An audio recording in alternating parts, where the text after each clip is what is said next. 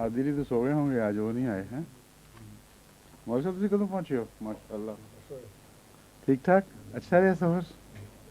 ٹھیک. اعوذ باللہ من الشیطان الرجیم،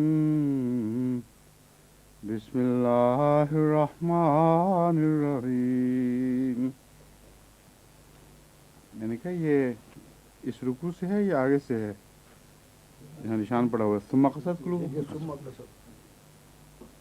اعوذ باللہ من الشیطان الرجیم، بسم اللہ الرحمن الرحیم.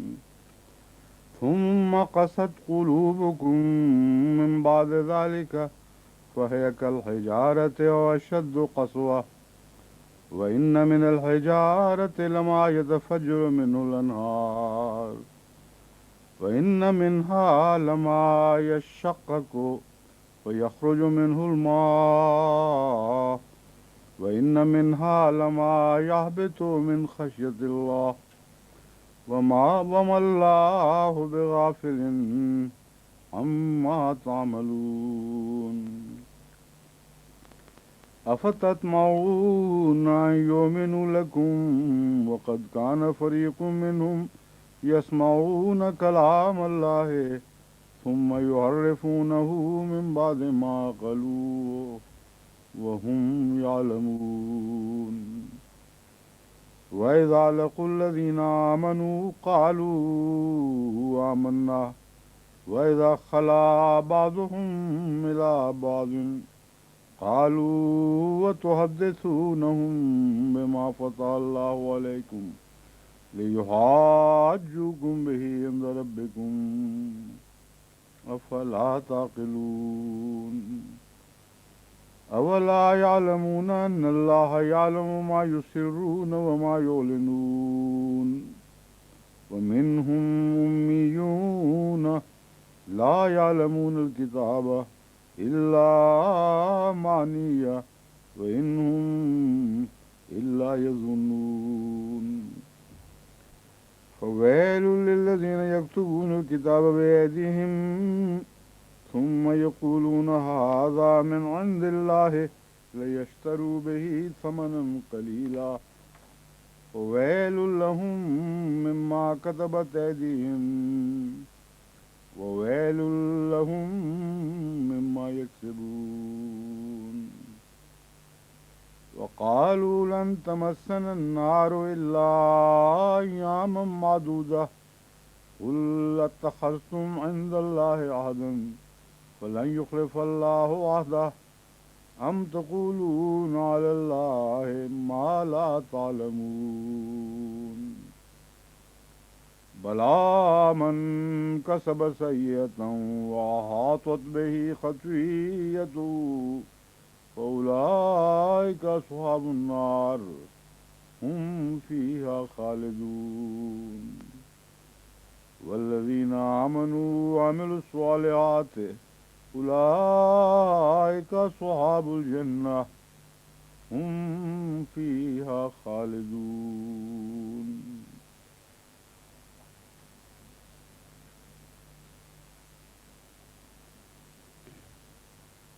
ثم قست قلوبکم، پھر تمہارے دل سخت ہو گئے، من بعد ذالک، اس کے بعد.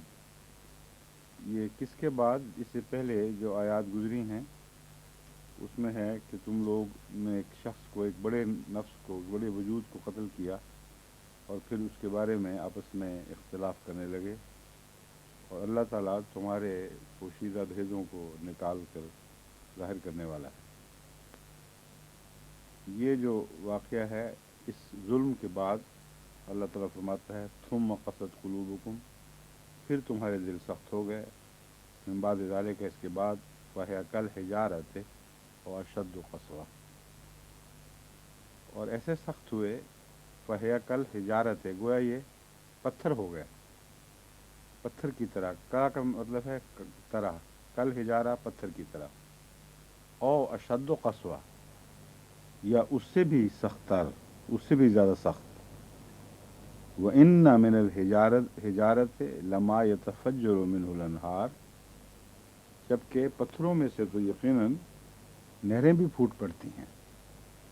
مراد یہ ہے اور اشد و قصوہ سے کیا مطلب ہے؟ تم ایسے پتھر ہوئے کہ جن سے فیض کے چشمے نہیں پھوٹ سکتے، تو ہمیشہ کے لیے دنیا کے لیے مردہ ہو چکے ہو، بے جان اور بے فیض ہو چکے ہو۔ لیکن جو قدرت میں پتھر ہیں ان سے تو پھر بھی اللہ تعالیٰ کا فیض جاری ہو جایا کرتا ہے اور چشمے پھوٹ پڑتے ہیں۔ لما یتفجر منہ الانہار، ایسے پتھر بھی ہوتے ہیں جن سے نہریں پھوٹ پڑتی ہیں۔ وَإِنَّ مِنْهَا لَمَا يَشَّقَّقُ فَيَخْرُجُ مِنْهُ الْمَاءُ، اور ان میں سے ایسے بھی ہیں یقیناً جو پھٹ جاتے ہیں، فَيَخْرُجُ مِنْهُ الْمَاءُ، تو ان سے پانی نکلتا ہے۔ وَإِنَّ مِنْهَا لَمَا يَهْبِطُ مِنْ خَشْيَةِ اللَّهِ، اور ان میں سے ایسے بھی ہیں جو اللہ کی خشیت سے زمین پر جا پڑتے ہیں، یعنی گر جاتے ہیں۔ وَمَا اللَّهُ بِغَافِلٍ عَمَّا تَعْمَلُونَ، اور اللہ تعالیٰ اس چیز سے غافل نہیں ہے جو تم عمل کرتے ہو، جو تم کام کرتے ہو۔ یہ ترجمہ تو بالکل واضح اور صاف ہے، لیکن یہ مفہوم کچھ سمجھنے کے لائق ہے، کیونکہ 3 طرح سے پتھروں کا ذکر فرمایا گیا ہے اور یہ تدریجی ذکر ہے۔ اول جو ذکر ہے وہ ان من الحجارت لما یتفجر منہ الانہار، اس میں سب سے زیادہ قوت کے ساتھ فیض کا جاری ہونے کا منظر کھینچا گیا ہے۔ پہاڑوں پر سے جو پتھر پھوٹتے ہیں، یعنی وہ پانی جو پہاڑوں کے اندر دفن ہو جاتا ہے وہ پتھروں میں سے نکلتا ہے اور پتھر پھٹ جاتے ہیں اور وہ پانی ان سے مستقل فیض کا ذریعہ بن کے بہنا شروع ہو جاتا ہے۔ وَإِنَّ مِنْهَا لَمَا يَشَّقَّقُ فَيَخْرُجُ مِنْهُ الْمَاءُ، اور ایسے بھی ہیں جو پھٹتے ہیں اور ان سے پانی نکلتا ہے۔ اس سے مراد یہ ہے کہ ایسے بعض دفعہ سخت دل ہوتے ہیں جن پر جب کلام الہی پڑھا جاتا ہے تو وہ خدا تعالیٰ کی خشیت سے اس طرح پھٹ پڑتے ہیں کہ ان کی آنکھوں سے آنسو جاری ہو جاتے ہیں۔ تو یہاں ماں کا دوبارہ ذکر نسبتاً ہلکے انداز میں خشیت اللہ سے یا اللہ کی محبت سے رونے کی طرف اشارہ کر رہا ہے۔ وَإِنَّ مِنْهَا لَمَا يَهْبِطُ مِنْ خَشْيَةِ اللَّهِ، اور کچھ ایسے ہیں جو کم سے کم عاجزی ضرور دکھاتے ہیں اور سجدہ ریز ہو جاتے ہیں اور زمین پر گر پڑتے ہیں۔ تو 3 قسم کے انقلابات ہیں جو دلوں پر واقع ہوتے ہیں، اور وہ دل جو اللہ تعالیٰ کی قدرت میں دکھائی دینے والے پتھروں سے اس طرح مشابہ ہوں کہ خدا تعالیٰ کا فیض ان کے ساتھ وابستہ رہے اور وہ کلیتاً خدا کی رحمت سے دور نہ ہٹ چکے ہوں، ان کا ذکر چل رہا ہے اور اصل میں دلوں کی بات ہو رہی ہے۔ ان منها لما يهبط من خشیت اللہ وما اللہ بغافل عما تعملون، بس اس بات نے آخری آیت کے ٹکڑے نے کھول دیا کہ مضمون پتھروں کے حوالے سے دراصل انسانوں کا ہے، اور اللہ تعالیٰ خوب اس بات سے باخبر ہے جو تم کرتے ہو۔ افا تطمعون، سوالیہ ہوتا ہے، افا تطمعون، کیا تم یہ طمع رکھتے ہو، یہ خواہش، یہ امید لگائے بیٹھے ہو، ان یؤمنوا لکم وقد کان فریق منہم یسمعون کلام اللہ ثم یحرفونہ من بعد ما عقلوہ وہم یعلمون۔ یہاں افتتمعون سے مراد مسلمان یا مومنوں کی سوسائٹی ہے۔ ان پتھروں سے تم کیا امید لگائے بیٹھے ہو جن سے نہ فیض جاری ہوتے ہیں، نہ ان کے دل نرم پڑتے ہیں اور آنکھوں سے اللہ کی محبت کے آنسو نکلتے ہیں، نہ وہ خدا کی خشیت سے مروب ہو کر سجدہ ریز ہوتے ہیں۔ تم ان سے کیا امید لگائے بیٹھے ہو کہ تمہارے اوپر ایمان لے آئیں گے، یعنی تمہاری باتوں کو مان جائیں گے۔ وقد کان فریق منہم، جبکہ قد کانا اس سے پہلے یہ واقعہ ہو چکا ہے۔ قد में हो चुका है के माने हैं। वक़द काना इसको और माजी में ले जाता है इस मज़मून को कि इससे पहले ये वाक़या गुज़र चुका है कि फ़रीक़ुम मिनहुम, उनमें से एक गिरोह, फ़रीक़ मैंने गिरोह, मिनहुम उनमें से, यस्मऊना कलाम अल्लाह, अल्लाह का कलाम सुनता रहा। यस्मऊना आपको याद होगा मुज़ारिया का सीगा है, यानी सुनते हैं, आम तर्जमा ये है। लेकिन क़द काना ने इस मज़मून को माजी में मुंतकिल कर दिया और ये मज़मून बना कि बारहा ऐसा हुआ है कि इनमें से एक गिरोह अल्लाह का कलाम सुनता रहा है, थुम्मा युहर्रिफूनहु मिन बाद मा अक़लूहु, फिर समझने के बावजूद उसमें तहरीफ करता रहा है। वहुम यालमून, और खूब जानते हैं कि वो क्या कर रहे हैं। अल्लाह का कलाम सुनने के बाद, उसका मज़मून समझने के बावजूद फिर उसमें तहरीफ करते हैं। ये बज़ाहिर अजीब बात है जो यकीन के लायक नज़र नहीं आती कि एक आदमी खुदा का कलाम सुने, उसे समझ ले और फिर तहरीफ करे।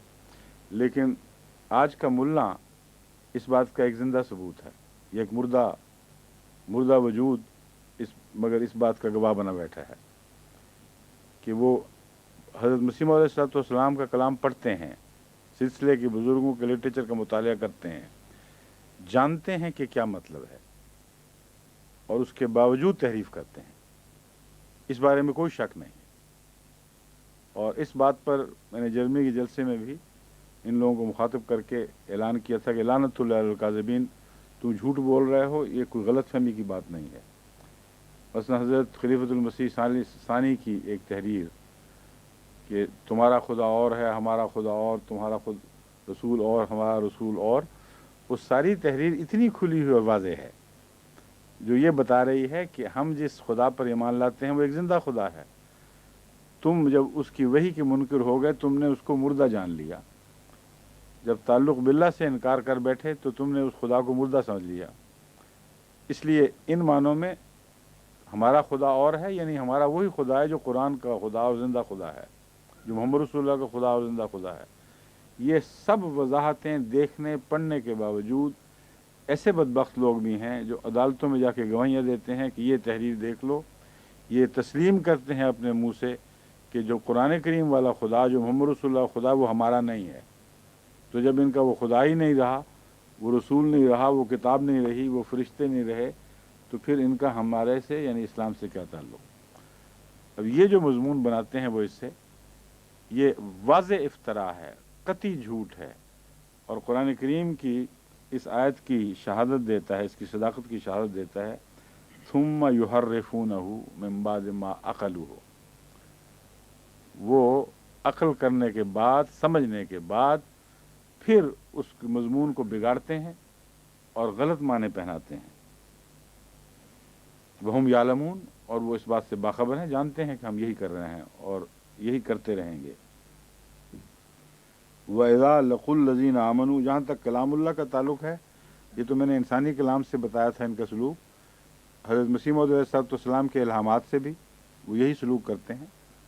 वो अल्लाह का कलाम है और उसमें भी समझने के बावजूद कि क्या मुराद है, ऐसे बेहुदा लगव माने उनको पहनाते हैं कि कोई शरीफ इंसान उनको सुनकर यकीन नहीं कर सकता कि एक इंसान इस हद तक गिर जाए कि इस कलाम से ये माने निकाल सके।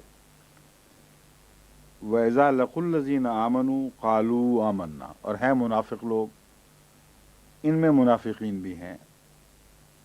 यानी एक ग्रोह की बात हो रही है, हर एक वो इस मुनाफिकों में शामिल नहीं, लेकिन इनमें से एक ग्रोह मुनाफिकत भी करता है और ये भी हम 12 तजर्बा कर चुके हैं। वइज़ा लक़ुल लज़ीना आमनू क़ालू आमन्ना, बाज़ दफ़ा जब ईमान लाने वालों से मिलते हैं कहते हैं हम भी ईमान ले आए हैं। वइज़ा खला बाज़ुहुम इला बाज़िन, लेकिन जब इज़ा खला, जब अलग होते हैं, खला का मतलब एक तरफ हट जाना, अलग हो जाना, निकल जाना, और इज़ा ने इसे मुज़ारिया के माने पहना दिए। खला का मतलब है निकल गया, अलग हो गया, जगह छोड़ दी। قد خلت من قبلہ الرسل، اور اس سے پہلے تم جانتے ہو کہ رسول وفات پا چکے ہیں یا اس دنیا کو چھوڑ چکے ہیں، تو وہی خلا کا لفظ ہے۔ تو اذا خلا، جب الگ ہوتے ہیں، بعضهم الی بعض، بعض ان کے ان میں سے بعض کی طرف، قالوا اتتحدثونہم بما فتح اللہ علیکم، تو وہ ان سے کہتے ہیں کیا تم ان کو وہ باتیں بیان بتا دیتے ہو بما فتح اللہ علیکم، جو اللہ نے تم پر کھولی ہیں، لیحاجوکم بہ عند ربکم، تاکہ تمہارے رب کے نزدیک وہ ان باتوں سے فائدہ اٹھاتے ہوئے تم سے بحثیں کریں۔ یعنی بعض ان میں سے منافقین جب کہتے ہیں کہ ہم ایمان لے آئے اور پھر واپس جاتے ہیں اور وہاں باتیں کرتے ہیں، تو ان پر پھر اعتراض بھی ہوتے ہیں۔ ان کو یہ کہا جاتا ہے کہ تم ان سے خلا ملا جو کر رہے ہو، تو کیا تم وہ راز جو بائبل کے ہمیں معلوم ہیں وہ ان کو بتاتے ہو جا کے، تاکہ ان سے فائدہ اٹھاتے ہوئے وہ ہم سے بحثیں کریں۔ اور یہ بات بہت ہی اہم ہے، کیونکہ یہ ثابت کرتی ہے کہ ان سب کے نزدیک حضرت اقدس محمد مصطفیٰ صلی اللہ علیہ وآلہ وسلم کو ذاتی طور پر بائبل کا کوئی علم نہیں تھا۔ اس لیے آج کے مستشرقین جو جھوٹ اور افترا باندھتے ہیں، وہ اس آیت کے مضمون سے صاف کھل جاتا ہے، اور یہی مستشرقین اس بات کو بھی تسلیم کرتے ہیں کہ قرآن اپنے زمانے کی جو تاریخ بیان کرتا ہے وہ یقیناً سچی ہے۔ یعنی قرآن کو جھوٹا ان معنوں میں کہتے ہیں کہ خدا کا کلام نہیں ہے، مگر قرآن جب اپنے زمانے کی بات کرتا ہے تو اس کو یقیناً سچا سمجھتے ہیں۔ اس کی وجہ یہ ہے کہ محمد رسول کریم صلی اللہ علیہ وآلہ وسلم کے لیے ناممکن تھا کہ خدا کی طرف ایک بات منسوب کرتے جیسا کہ وہ کہتے ہیں، اور ایسی واضح غلط بات ہوتی کہ زمانے کے لوگ گواہ ہو جاتے کہ یہ بات درست نہیں ہے۔ اس اصول پر مستشرقین یہ تسلیم کرنے پر مجبور ہیں کہ اگرچہ نعوذ باللہ کلام الہی نہیں بلکہ قرآن رسول اللہ صلی اللہ علیہ وسلم کا کلام ہے، مگر اپنے زمانے کی جب بات کرتا ہے تو ضرور سچی بات کرتا ہے، تاکہ حضرت محمد رسول اللہ علیہ وسلم کا یہ دعویٰ لوگوں کے سامنے سچا رہے کہ یہ خدا کا کلام ہے جو غلط باتیں نہیں کرتا۔ اس اصول کے تابع میں بیان کر رہا ہوں کہ یہ بات کھل جاتی ہے اس آیت سے کہ وہ لوگ جب آپس میں باتیں کرتے تھے تو یہ کہا کرتے تھے کہ محمد رسول اللہ کو کچھ نہ بتانا بائبل کی باتیں، ان کو دھوکہ دینے کے لیے بے شک ان سے مل لو، کہہ دو کہ ہم ایمان لے آئے ہیں، مگر بائبل کی باتیں نہ بتانا، کیونکہ جب وہ سنے گا تو ہم سے پھر اس کے مطابق بحثیں کرے گا۔ اور یہ لوگ بتاتے کچھ بھی نہیں تھے۔ ان کو وہم کیوں ہوا؟ اس لیے کہ رسول اللہ علیہ وسلم بائبل کے حوالے سے باتیں کر رہے تھے اور خدا ان کو بتا رہا تھا۔ ان کو شک تھا کہ یہ جو ملنے والے جاتے ہیں منافقین یہ بتا دیتے ہیں، حالانکہ ایسا واقعہ کوئی نہیں تھا، ورنہ وہ پکڑے جاتے اسی وقت ان کی نظر میں، لیکن ایسا کوئی واقعہ نہیں ہوا کہ انہوں نے کسی کو پکڑا ہو کہ رسول اللہ علیہ وسلم کو نعوذ باللہ جا کے باتیں بیان بتاتا ہو بائبل کی۔ دوسرے منافق تو یہ اسلام کے تھے، ان کے منافق تو نہیں تھے، ان سے تو سچے تھے، اس لیے ان کے لیے ویسے بھی ممکن نہیں تھا کہ بائبل کے راز رسول اللہ صلی اللہ علیہ وسلم کو جا کے بتائیں۔ لیحاجوکم بہ عند ربکم، یحاجو کا مطلب ہے جھگڑا کریں، بحث کریں۔ حجت دلیل کو کہتے ہیں، اور حجتیں کرنا، کوئی بہت ہی زیادہ جھگڑا کرے اور بحث کرے تو کہتے ہیں بڑے حجتیں کرتا ہے۔ تو یہاں یحاجو میں حجتیں کرنے کا معنی ہے کہ وہ تم سے بائبل کے حوالے سے جھگڑے کریں اور تم سے لمبی بحثیں کریں۔ افلا تعقلون، کیا تم عقل نہیں رکھتے؟ یہ وہ ان کو کہہ رہے ہیں اپنے ساتھیوں کو۔ اولا یعلمون، کہتے ہیں ان بیوقوفوں کو کیا علم نہیں ہے؟ اولا یعلمون، کیا وہ یہ علم نہیں رکھتے؟ ان اللہ یعلم ما یسرون و ما یعلنون، کہ یقیناً اللہ ہے جو جانتا ہے اس کو بھی جو وہ چھپاتے ہیں، ما یسرون، و ما یولنون، اور اس کو بھی جو وہ ظاہر کرتے ہیں۔ ما کا مطلب ہے جو، یسرون کا مطلب ہے چھپانا اپنی بات کو۔ سر کس کو کہتے ہیں؟ راز کو نہیں کہتے سر، اس میں کیا سر ہے اس بات میں؟ تو بہت سے لفظ عربی کے ہمارے اردو میں رائج ہیں، ان کو جب آپ اردو کے ساتھ چسپاں کر لیں، ان کے جوڑ ملا لیں ذہنی طور پر، تو ترجمہ بہت آسان ہو جاتا ہے۔ اعلان کرنا، کھلا کھلا بیان کرنا، بس یہ وہی سر اور اعلان کا لفظ ہے جو یہاں استعمال ہوا ہے۔ ولا یعلمون ان اللہ یعلم ما یسرون، جو وہ چھپاتے ہیں، وہ ما یعلنون، اور جو وہ اعلان کرتے ہیں۔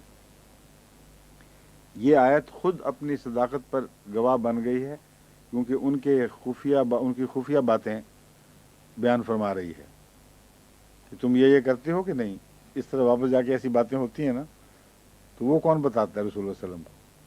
خدا ہی ہے جو تمہارے راز بھی بیان فرما دیتا ہے اور ان باتوں کو بھی کھول دیتا ہے جو تم کھلی کھلی کرتے ہو۔ وَمِنْهُمْ أُمِّيُّونَ لا يعلمون الکتاب الا امانیہ وانہم الا یظنون۔ کہتے ہیں کہ اللہ تعالیٰ فرماتا ہے کہ ان میں سے ایسے جاہل بھی ہیں جو در حقیقت کتاب کا کوئی علم نہیں رکھتے۔ لا یعلمون الکتاب الا امانیہ، مگر اپنی تمناؤں اور خواہشات ہی کو انہوں نے کتاب بنا رکھا ہے۔ یعنی قرآن کریم کی طرف، قرآن کریم بائبل کی طرف بھی وہ اپنی تمنائیں، اپنی خواہشات منسوب کرتے ہیں، یعنی وہ معنی نکالتے ہیں جو ان کے دل میں ہیں، اور ویسے جاہل ہیں، یعنی کتاب پڑھتے بھی ہیں تو کتاب کا عرفان حاصل نہیں کرتے، اور اپنے من مانے معنی اس کتاب کی مضمون، کتاب کی آیات کو پہناتے ہیں، اور اس لیے ان کے نزدیک در حقیقت کتاب ان کی خواہشات ہی کا دوسرا نام ہو جاتا ہے۔ وَإِنْهُمْ إِلَّا يُظُنُّونَ، امانیہ کہتے ہیں خواہشات کو۔ الا یظنون، ظن کرنا، گمان کرنا، وہ کچھ نہیں کرتے مگر گمان، محض ان کے خیالات ہیں، گمان ہیں، وہم و گمان ہیں، اور انہی میں وہ کھوئے ہوئے ہیں، ان کو حقیقی علم کتاب کا کچھ نہیں۔ فویل، ہلاکت ہو، للذین یکتبون الکتابہ، ان لوگوں پر یا ان لوگوں کے لیے جو الذین یکتبون، جو لکھتے ہیں کتاب کو، بایدیہم، اپنے ہاتھوں سے، ثم یقولون ھذا من عند اللہ، پھر وہ یہ کہتے ہیں کہ یہ اللہ کی طرف سے ہے، لیشتروا بہ ثمنا قلیلا، تاکہ اس کے بدلے تھوڑا سا مول لے لیں، یعنی ان آیات کو بیچ دیں تھوڑے سے مول کے بدلے۔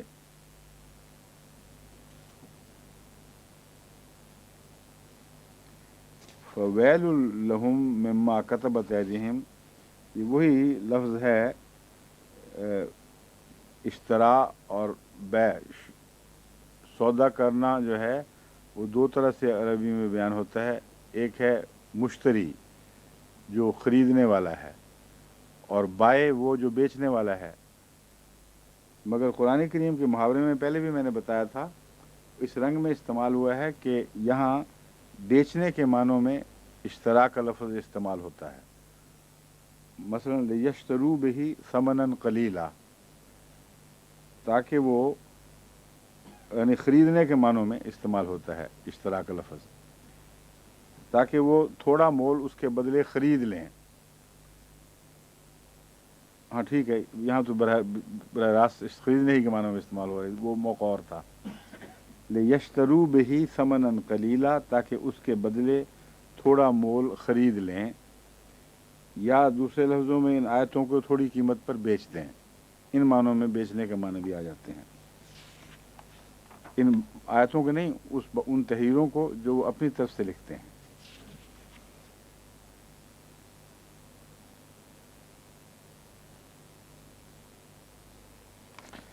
ویل لہم مما کتبت ایدیہم وویل لہم مما یکسبون.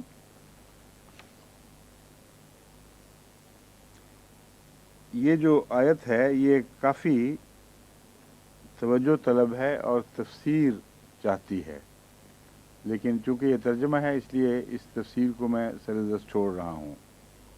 سوال یہ پیدا ہوتا ہے، یعنی یہ باتیں غور طلب ہیں اس میں، کہ یکتبون الکتاب سے الکتاب سے کیا مراد ہے، اور کیا یہود ایسا کیا کرتے تھے کہ اپنی طرف سے وہ خط لکھ لکھ کر یا تحریریں لکھ لکھ کر کتاب کے حوالے سے بیچا کرتے تھے. یہ ایک ایسا مبحث ہے جس کو مستشرقین نے بھی چھیڑا ہوا ہے، اور قرآن پر اعتراض کرنے والے بھی اٹھاتے ہیں اس بات کو. تو یہ جو معاملہ ہے جب تفسیر کا وقت آئے گا انشاءاللہ اس میں بیان ہوگا. وَوَيْلٌ لَهُم مِّمَّا كَتَبَتْ أَيْدِيهِمْ، پس ہلاکت ہو ان کے لیے مما کتبت، اس کے نتیجے میں جو ان کے ہاتھوں نے لکھا، اس وجہ سے جو اس سے جو ان کے ہاتھوں نے لکھا. وَوَيْلٌ لَهُم مِّمَّا يَكْسِبُونَ، اور ہلاکت ہو ان کے لیے اس مال سے جو وہ کماتے ہیں، جو اس کے بدلے فائدے اٹھاتے ہیں اور جو کچھ بھی وہ اس سے کماتے ہیں. وَقَالُوا لَن تَمَسَّنَا النَّارُ إِلَّا أَيَّامٌ مَّعْدُودَةٌ، اور وہ کہتے ہیں کہ لن تمسنا النار، ہرگز ہمیں نہیں چھوئے گی آگ. النار آگ، مس کہنا ہوتا ہے کسی کو لگ جانا کسی چیز کو، تو مس نہیں کرے گی، ہمیں چھوئے گی بھی نہیں. الا ایام معدودہ، مگر گنتی کے چند دن. ایام معدودہ چند دن کی قصہ ہے، تھوڑی دیر جہنم میں پڑ گئے تو کوئی فرق نہیں پڑتا. قل اتخذتم عند اللہ عہدا، تو کہہ کہ کیا تم نے اتخذتم، کیا تم نے لیا ہے عند اللہ، اللہ سے عہد، اس بارے میں کوئی معین عہد لے رکھا ہے. فلن یخلف اللہ عہدہ، بس اگر ایسی بات ہے تو درست ہے کہ اللہ فلن یخلف اللہ عہدہ، اللہ اپنے عہد کی کبھی خلاف ورزی نہیں کرے گا. لیکن ام تقولون علی اللہ ما لا تعلمون، یہ تو نہیں، یا ام کا معنی ہے یا یہ بات تو نہیں کہ تم اللہ پر ایسی باتیں کہتے ہو جس کا تمہیں کوئی علم نہیں ہے، یعنی عہد وعد کوئی نہیں ہے، محض فرضی طور پر اللہ کی طرف باتیں منسوب کرتے ہو. اب یہ ایک مثال ہے اس جو اس سے پہلے واقعہ گزرا ہے، بات گزری ہے، اس کی تشریح کی ایک مثال ہے. کتاب لکھتے ہیں ہاتھ سے اور بات اس کی طرف وہ منسوب کرتے ہیں جو اللہ نے نہیں کہی. یہی کتاب لکھنے والے یہ اعلان کر دیتے ہیں کہ ہم لوگ یعنی یہودی چند دن کے سوا جہنم میں نہیں جائیں گے، جو کہیں نہیں لکھی ہوئی. تو ایک تشریح تو یہاں ابھی فوراً ظاہر ہو گئی قرآن کریم کی طرف سے ہی، کہ جب وہ اپنے ہاتھوں سے کتاب لکھ رہے ہوتے ہیں تو اس لکھے ہوئے کی طرف ایسی بات منسوب کر کے بیان کر رہے ہوتے ہیں جو لکھے ہوئے میں موجود نہیں ہے. پس عملاً گویا وہ خدا کی طرف باتیں منسوب کر کے لکھ رہے ہیں. یہ ایک عملاً طریق اظہار کا طریق ہے کہ جب وہ لکھتے ہیں اور لکھے میں وہ نہیں آیا ہوتا اور کہتے ہیں کہ جو ہم نے لکھا ہے کتاب میں اس میں یہ بات داخل ہے، تو پتہ یہ لگا کہ وہ خدا کی طرف باتیں منسوب کر کے جو خود اپنے ہاتھ سے نہیں لکھتے، ظاہر یہ کرتے ہیں کہ ہم نے یہ لکھا ہے یا ہم نے لکھا ہوا ہے، ہمارے ہاتھ کی لکھی ہوئی کتاب ہے، ہم جانتے ہیں کہ اس میں کیا لکھا ہے. یہ جھوٹ ہے. اور فائدہ اٹھانا بھی اسی طرح یہی معنی رکھتا ہے. ایک بات تو اسی آیت سے پتہ چلا کہ وہ فائدہ کس طرح اٹھاتے تھے. یہ جو مفت میں بخش دیتے ہیں نا لوگوں کو، اور تھوڑے تھوڑے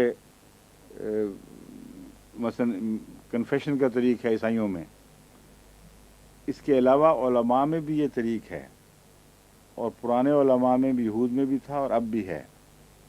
کوئی شخص ان کے پاس جاتا ہے تو وہ کہتے ہیں کہ کوئی بات نہیں، تمہارے گناہ بخشے جائیں گے، تھوڑی سی خدمت کر دو، اور اس خدمت کے ساتھ قرآن کریم سے یا پہلے لوگ کتاب الہی کتب سے جو پہلی کتابیں گزر گئی ہیں ان کے حوالے سے ان کو تسلی دے دیا کرتے تھے کہ تمہیں کچھ نہیں ہوتا، فکر نہ کرو، سزا بھی ملی تو چند دن کی ہوگی اور پھر چھٹی ہو جائے گی۔ تو اسی مضمون کی یہ تشریح ہے جو چل رہی ہے۔ بلا من کسب سیئۃ واحاطت بہ خطیئتہ فاولئک اصحاب النار هم فیها خالدون۔ بلا، بھلا کیوں ایسا نہ ہو؟ بلا کا مطلب ہے کیوں نہیں۔ من کسب سیئۃ، من میں نے جو، کسبہ جس نے کمایا، سیئۃ کوئی برائی، یعنی جس نے بھی کوئی برائی اختیار کی، کسبہ کا مطلب یہاں ہے اختیار کی، اس سے چمٹ گیا، اسے کرنے لگا مستقلاً، وَأَحَاطَتْ بِهِ خَطِیَّتُهُ، اور اس برائی نے اس کو گھیرے میں لے لیا، یعنی اس کی زندگی کا ایک مستقل حصہ بن گئی جس سے وہ علیحدہ نجات حاصل نہیں کر سکتا، اس کو چھوڑ کر اس سے الگ نہیں ہو سکتا۔ جیسے بعض ڈرگ ایڈکٹس ہوتے ہیں، اسی طرح بعض گناہوں کا حال ہے، جب ایک انسان اس میں ملوث ہو جائے تو ان سے الگ ہونا اور چھوٹنا بڑا مشکل ہو جاتا ہے۔ تو اللہ تعالیٰ فرماتا ہے کہ ایسی برائیاں، ایسی بدیاں جو تمہیں گھیرے میں لے لیں، جن سے نکلنا تمہارے لیے ممکن نہ رہے، وہ مستقل تمہاری جان کا حصہ بن جاتی ہیں اور ایسی سزا کا تقاضا کرتی ہیں جو مستقل ہو۔ بس یہ معنی ہیں لمبے عذاب کے۔ اور چھوٹی چھوٹی بدیاں جو گر جاتی ہیں یا جن پر انسان استغفار کر لیتا ہے، ان پر اللہ کے ہاتھ میں ہے، چاہے تو بخشے چاہے تو نہ بخشے، یہ بھی اللہ کے ہاتھ میں ہے۔ مگر دلیل یہ دے رہا ہے کہ خدا اگر لمبا عذاب دے گا تو ظلم نہیں ہوگا، اس کا یہ بھی حق ہے، کیونکہ تم میں سے بعض ایسے ہیں جو بعض بدیوں کے گھیرے میں آ چکے ہیں اور ان کو گھیروں کو توڑ کر ان سے نکلنا ان کے بس میں نہیں رہا۔ تو فرمایا ایسا پھر کیوں نہ ہو، پھر کیوں خدا اسے لمبا عذاب نہ دے، ایسے لوگوں کو لمبا عذاب نہ دے؟ پھر تمہیں یہ کہنے کا کیا حق ہے کہ اللہ کی بخشش کا تقاضا ہے کہ ضرور مجبور ہے گویا وہ تھوڑی تھوڑی سزا کے بعد لوگوں کو جہنم سے نکال دے۔ تو اسی دلیل کا دراصل ایک بہت عمدہ اور معقول اور مدلل توڑ ہے۔ والذین آمنوا وعملوا الصالحات ہے، اور وہ لوگ جو ایمان لاتے ہیں، یا ایمان لائے ماضی کا صیغہ ہے لیکن ہم اس کا ترجمہ ایمان لاتے ہیں بھی کر سکتے ہیں محاورتاً۔ والذین آمنوا وعملوا الصالحات ہے، اور نیک اعمال بجا لاتے ہیں، یا لفظی ترجمہ ہوگا نیک اعمال بجا لائے۔ اولئک اصحاب الجنہ، یہی وہ لوگ ہیں جو جنت والے ہیں، اہل جنت ہیں۔ ہم فیہا خالدون، وہ ان میں ہمیشہ رہیں گے۔ عام طور پر ہمارے ترجمے میں خالد کا ترجمہ ہمیشہ جنت کے حوالے سے کیا جاتا ہے اور لمبا عرصہ جہنم کے حوالے سے کیا جاتا ہے۔ اس کی ایک وجہ ہے، خالد کا معنی بہت لمبا عرصہ بھی ہے اور ہمیشہ بھی ہے، لیکن چونکہ ثابت ہے یہ حقیقت اور احادیث سے قطعی طور پر اس بات کا ثبوت ملتا ہے، اور قرآن میں بھی محاورے ایسے استعمال ہوئے ہیں جن سے ہم یہ نتیجہ اخذ کر سکتے ہیں کہ جہنم ہمیشہ کے معنوں میں دائمی نہیں ہے، بلکہ کسی وقت ختم ہو جانے والی ہے، اور جنت ختم کرنے کا کوئی اشارہ قرآن کریم میں نہیں ملتا۔ اس لیے خالدون کا لفظ چونکہ دونوں معنی رکھتا ہے، جہنم کے پر جب یہ اطلاق پائے اس کا ہم ترجمہ کرتے ہیں لمبے عرصے تک اس میں رہیں گے، اور جب جنت پر یہ لفظ اطلاق پائے تو اس کا ترجمہ کیا جاتا ہے ہمیشہ ہمیش کے لیے اس میں رہیں گے۔ वइज़ अख़ज़ना मीसाक़ा बनी इसराइला ला ताबुदून इल्लल्लाह, और जब हमने बनी इसराइल का अहद लिया वो क्या था? ला ताबुदूना, तुम इबादत नहीं करोगे, इल्लल्लाह, मगर अल्लाह की। मुख्तलिफ मिसाक कुरान करीम में मज़कूर हैं। एक मिसाकुन नबीयीन है, एक मिसाक बनी इसराइल है। ये बनी इसराइल का मिसाक था, तो उनसे पुख्ता अहद लिया गया जिसका जिक्र पहले गुजर चुका है हज़रत मूसा के हवाले से। वो मिसाक ये था, उसका खुलासा ये बयान फरमाया जा रहा है कि ला ताबुदूना इल्लल्लाह, तुम नहीं इबादत करोगे इल्लल्लाह, मगर अल्लाह की। व बिल वालिदैन एहसाना, और वालिदैन से एहसान का सलूक करोगे। वज़िल क़ुरबा, और अक़रबा से भी एहसान का सलूक करोगे। वल यतामा, और यतीमों से भी एहसान का सलूक करोगे। वल मसाकीना, और मिस्कीनों से भी, यानी बेसहारा लोगों से, गिरे पड़े लोगों से, गरीबों से, उनसे भी एहसान का सलूक करोगे। वक़ूलू लिन्नास हुस्नन, और ये कि तुम लोगों से अच्छी बात किया करो। वाक़ीमुस्सलाता, और नमाज को कायम करो। व आतु ज़काता, और ज़कात अदा करो। थुम्म तवल्लैतुम इल्ला क़लीलन मिनकुम, फिर सवाए चंद एक के तुम इस अहद से फिर गए। थुम्म तवल्लैतुम, फिर तुम, तवल्ला मैंने होता है फिर जाना, तवल्लैतुम, तुम फिर गए, इल्ला कहाँ था? तुम तवल्लैतुम इल्ला क़लीलन मिनकुम, इल्ला मैंने मगर, सवाए, क़लीलन थोड़े से, मिनकुम तुम में से, बस तुम फिर गए इस अहद से, मगर सवाए थोड़ों के, तुम में से थोड़े से लोगों के। व अंतुम मोरिजून, और तुम पहलू तही किया करते थे, और पहलू तही या पहलू तही करने वाले थे। यानी अहद से फिरना ज़रूरी नहीं हुआ करता कि उस अहद को तोड़कर कुल्लियतन उससे इंसान बेताल्लुक़ हो जाए, बल्कि एराज का तरीक़ है जो पहले इख्तियार किया जाता है, और किसी न किसी बहाने से इंसान ज़िम्मेदारी अदा करने से गाफिल हो जाता है या पहलू तही कर लेता है। तो ये जो नफ्सियाती तरीक़ है जिससे इंसान रफ्ता रफ्ता इनकार की जुर्रत फिर करने लगता है, वो बयान फरमाया गया है। व अंतुम मोरिजून, इस तरह तुमने अहद शिकनी शुरू की कि तुम उससे एराज करने लग गए, बहाने बनाने लग गए कि चलो इस बात में कोई हरज नहीं, इस बात में कोई हरज नहीं। ये जो बहानों का मज़मून है ये हमेशा से मजहबी कौमों के साथ वाबस्ता रहा है। कुरान करीम ने इसकी मिसालें यहूद के हवाले से दी हैं, और मुसलमानों में भी ऐसी किताबें लिखी गई हैं। किताबुल इल्ल है, क्या नाम है उसका? नाम किताबुल हेल, हाँ, किताबुल हेल, ये हीलों की किताब। वो उसमें मोरेजून की तफसीर है सारी, कि वो मौलवी लिखते हैं कि अगर तुमने ये गुनाह करना हो तो उसका तरीक़ा क्या है कि वो गुनाह जायज़ हो जाए, और वो गुनाह करना हो तो उसका क्या तरीक़ा है, अहद शिकनी करनी हो तो उसका क्या तरीक़ा है, बेहयाई करनी हो तो उसके क्या क्या तरीक़ हैं। बड़ी तफसील से उस किताबुल हियल में तमाम गुनाहों का तोड़ मौजूद है।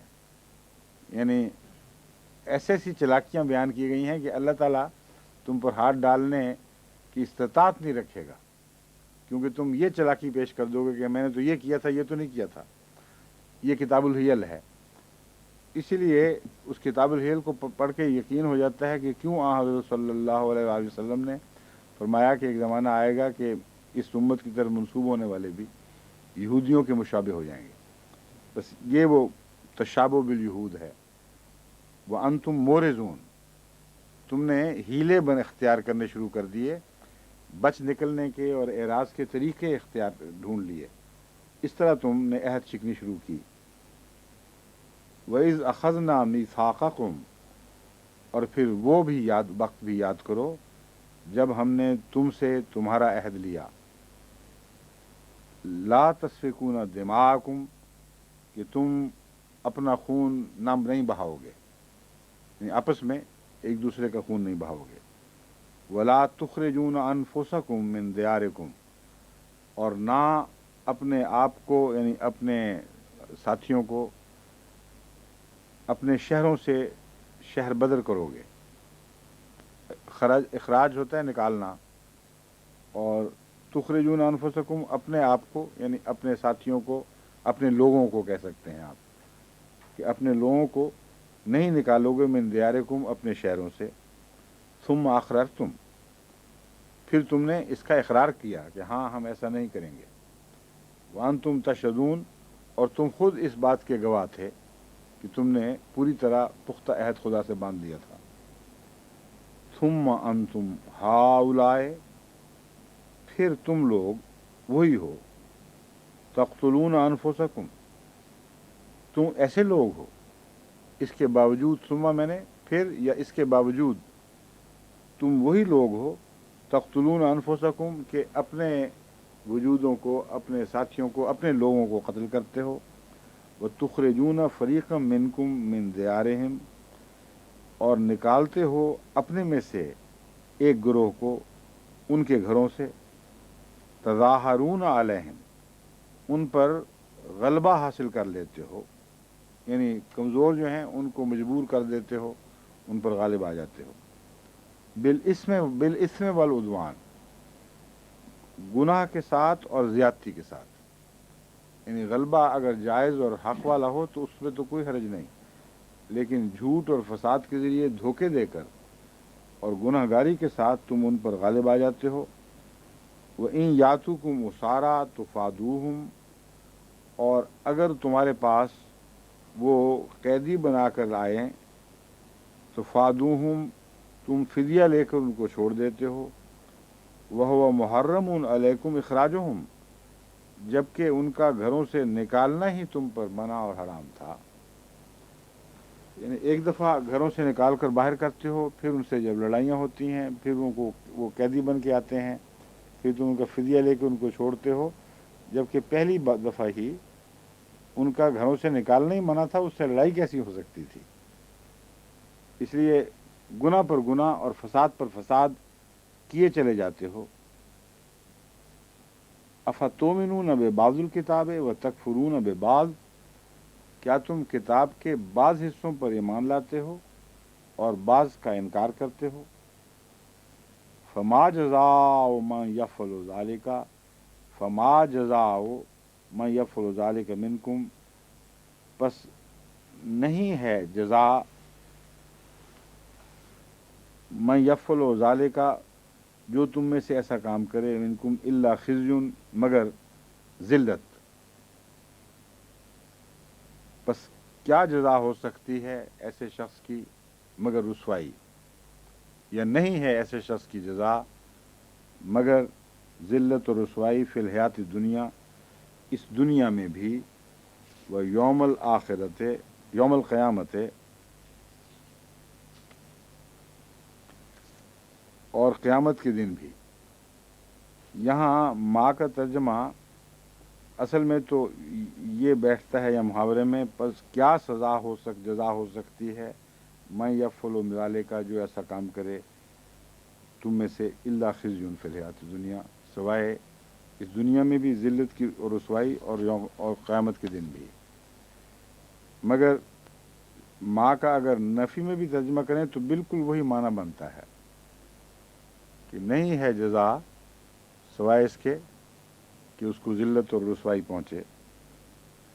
وہ یوم القیامت یردون الی اشد العذاب، اور قیامت کے دن یہ لوگ، رسوائی دنیا کی اور قیامت کے دن کیا ہے، رسوائی نہیں، وہاں اور بات بیان ہوئی ہے۔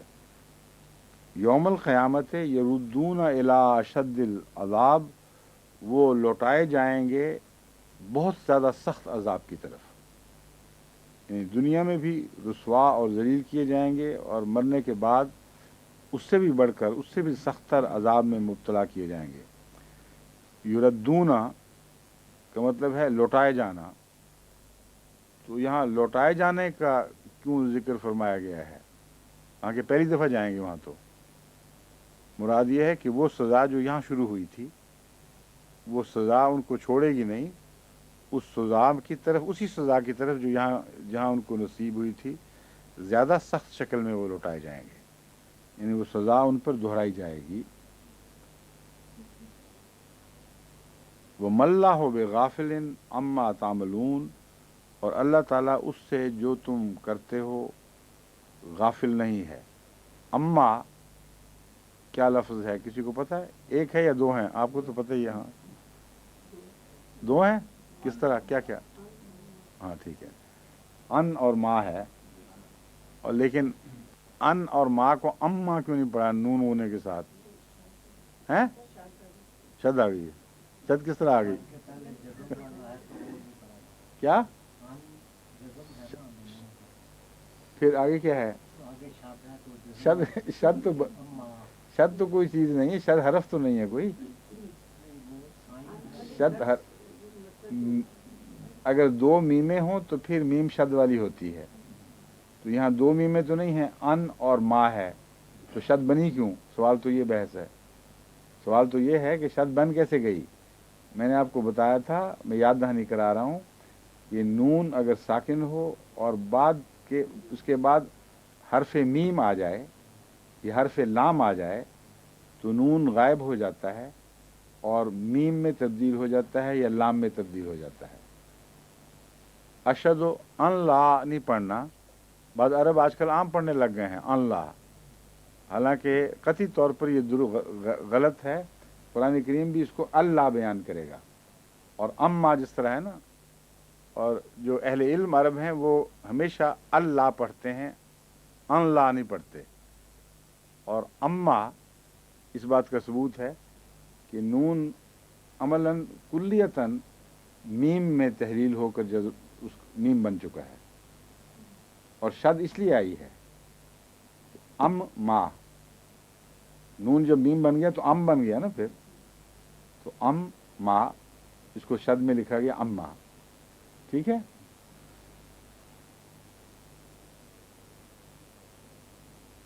اما تو ہو گیا، لیکن میں جگہ بھول گیا ہوں کہاں سے۔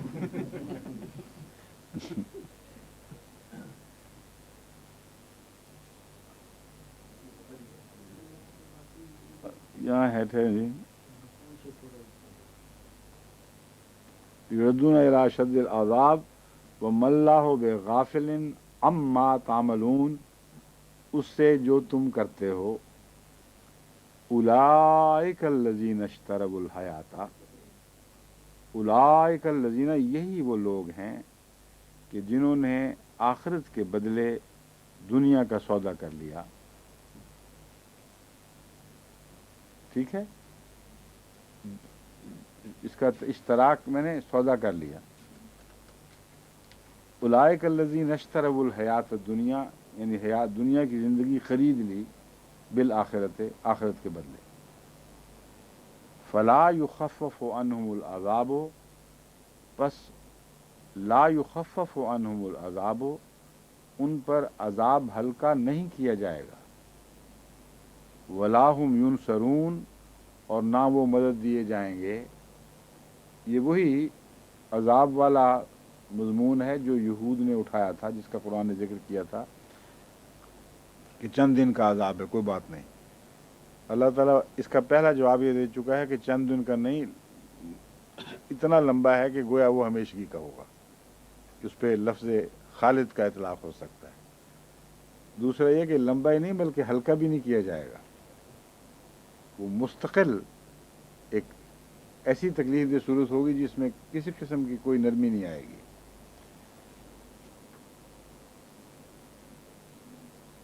وَلَقَدْ وَلَاهُمْ، اور نہ ہی وہ يُنصَرُونَ، مدد دیے جائیں گے۔ نصرہ کا مطلب کیا ہے؟ اس نے مدد کی۔ ینصرو کا مطلب ہے وہ مدد کرتا ہے یا کرے گا۔ اب ینصرو کا مطلب ہے وہ مدد دیا جائے گا، اور نصرہ کا مطلب ہے اس کی مدد کی گئی۔ تو نصرہ سے مجہول بنانا ہو تو نوسرا کہتے ہیں، نصرہ نوسرا، ٹھیک ہے. فتح کھولا، فتح کھولا گیا، ٹھیک ہے. قتلا سے کیا بنے گا؟ مارا گیا، قتل کیا گیا. کیوں بتائیں؟ آپ بتائیں روحی شاہ صاحب، کیا بنایا ہے قتلا سے؟ قتلا کا مطلب کیا ہے؟ اس نے قتل، کسی نے قتل کیا، ایک شخص نے قتل کیا، ایک مرد نے قتل کیا. اور قتلا وہ ایک قتل کیا گیا، وہ ایک مرد یا ایک مذکر قتل کیا گیا. ایک مرد اس لیے نہیں کہہ سکتے کہ بعض دفعہ بکرا بھی قتل کیا جاتا ہے. تو قتل ہوا ہو، کوئی چیز ہو، صیغہ تذکیر کا ہے، تب مذکر کا ہے، مؤنث کا نہیں ہے. اور ینصرو کا مطلب ہے مدد دیا جائے گا. ینصرون وہ مدد دیے جائیں گے. اور لا ینصرون ولا ہم ینصرون، اور وہ مدد نہیں دیے جائیں گے. یہاں اصل میں ہے ولا ینصرون، اور وہ مدد نہیں دیے جائیں گے. ہم اس مضمون میں شدت پیدا کرنے کے لیے بیچ میں داخل کیا جاتا ہے، اور اس کے بغیر بھی معنی وہی رہے گا. ولا ینصرون کا مطلب ہے وہ مدد نہیں دیے جائیں گے. ولا ہم ینصرون جب کہتے ہیں تو مراد ہے کہ ہرگز وہ لوگ مدد نہیں دیے جائیں گے. وَلَقَدْ آتَيْنَا مُوسَى الْكِتَابَ، لقد میں نے جو ہو چکا ہو اس کے لیے قد کا لفظ آتا ہے، ایسا ماضی جو قریب ہی میں گزرا ہو. قد کا لفظ ماضی کو قریب کے ماضی میں تبدیل کر دیتا ہے، اور کانا کا لفظ ماضی کو بعید کے ماضی میں تبدیل کرتا ہے. قتلا کا مطلب ہے اس نے قتل کیا. کانا قتلا اس نے قتل کیا تھا. اور قد قتلا اس نے قتل کیا ہے. یہ عام موٹا سا دستور ہے، لیکن قد بسا اوقات مضمون میں شدت پیدا کرنے کے لیے آتا ہے. قریب کے معنوں کی خاطر، قریب کے معنوں کی بجائے محض انا کے معنی داخل کرتا ہے. بس یہاں لفظ جو قد ہے وَلَقَدْ آتَيْنَا مُوسَى الْكِتَابَ، اب یہاں اسی وقت تو نہیں دی تھی رسول اللہ صلی اللہ علیہ وسلم پر جب وحی نازل ہو رہی تھی، اس لیے اس کا ابھی ہم نے کتاب دی ہے کا ترجمہ ہو ہی نہیں سکتا. یہ ماضی بعید کی بات ہے، پس قد نے اس میں شدت کے معنی اور یقین کے معنی داخل کر دیے ہیں. اور یقیناً ہم نے موسیٰ کو کتاب دی تھی. وَقَفَّيْنَا مِن بَعْدِهِ بِالرُّسُلِ، اور پھر اس کے بعد پے بپے ایک رسولوں کا سلسلہ جاری کیا. قفینا میں نے ہے اس کے بعد تواتر سے ایک چیز اس کے پیچھے چلا دی. بس اس کے بعد موسیٰ کے بعد پے بپے رسول بھیجے. رسول واحد ہے ایک، اور رسل اس کی جمع ہے، ٹھیک ہے.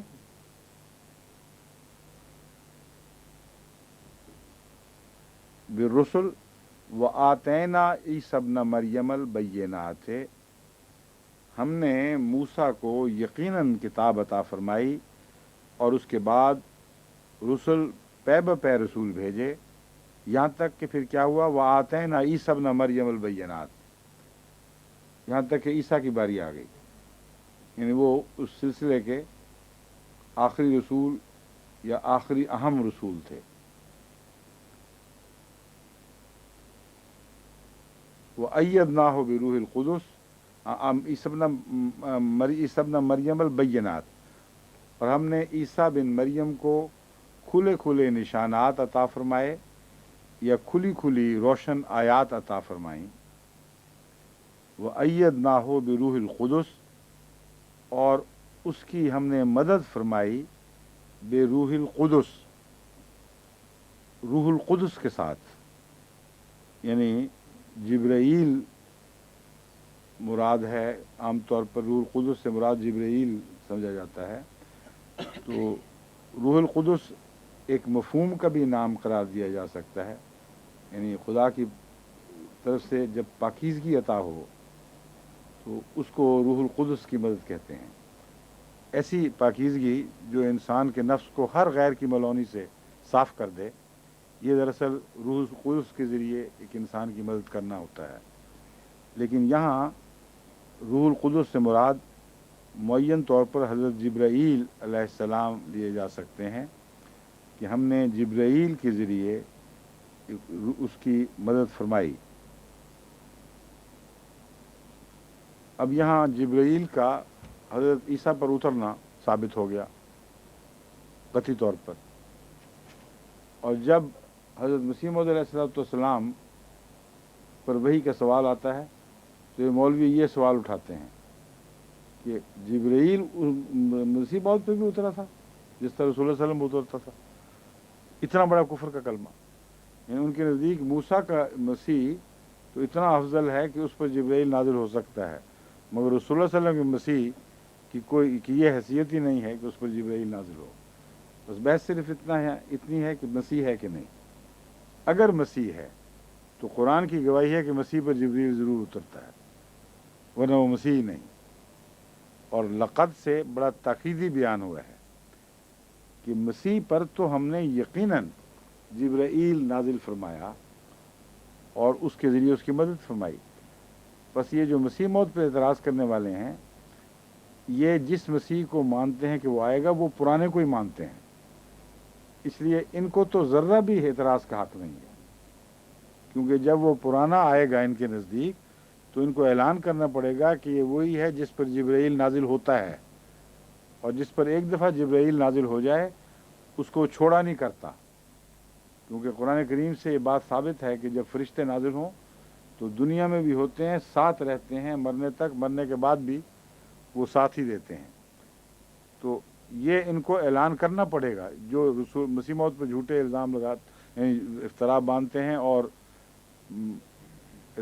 جب افترا نہیں باندھتے تو ویسے کلمہ کفر بولتے ہیں کہ جبرائیل نازل ہوا اس لیے یہ کافر ہے، حالانکہ خود مانتے ہیں کہ جو آنے والا مسیح ہے لازماً اس پر جبرائیل نازل ہوگا، اگر نہیں ہوگا تو وہ جھوٹا ثابت ہوگا، کیونکہ قرآن گواہی دے رہا ہے کہ ہم نے یقیناً جبرائیل کے ذریعے عیسیٰ علیہ السلام کی مدد فرمائی۔